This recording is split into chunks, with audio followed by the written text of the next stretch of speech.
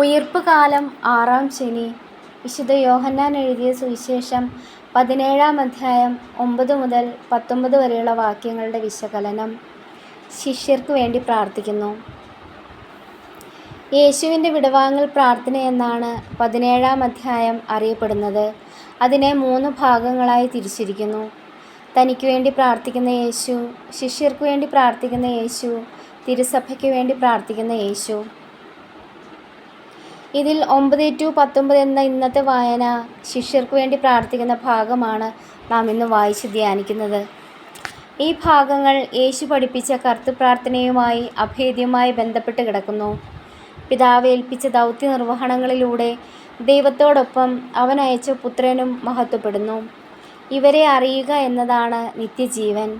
എല്ലാവരും നിത്യജീവൻ കരഗതമാക്കുമ്പോഴാണ് യഥാർത്ഥ മഹത്വപ്പെടൽ സംഭവിക്കുക.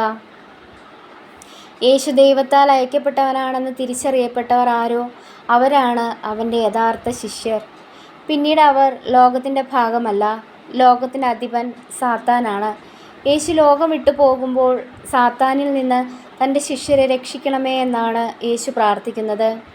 കർത്തൃപ്രാർത്ഥനയിലും പ്രലോഭനത്തിൽ നിന്ന് രക്ഷിക്കണമേ എന്ന് തന്നെയാണല്ലോ യേശു നമ്മെ പഠിപ്പിക്കുന്നത്. യേശു പിതാവിനാൽ അയക്കപ്പെട്ടവനാണ് എന്ന അറിവാണ് അവരെ ലോകത്തിൽ നിന്ന് വ്യത്യസ്തമാക്കുന്നത്. ദൈവത്തിന് പുത്രൻ്റെ മേലുള്ള സ്നേഹം അവനുള്ളവർക്കും ലഭിച്ചുകൊണ്ടേയിരിക്കുമെന്നതിലൂടെ ദൈവവും പുത്രനും മഹത്വപ്പെടുന്നു.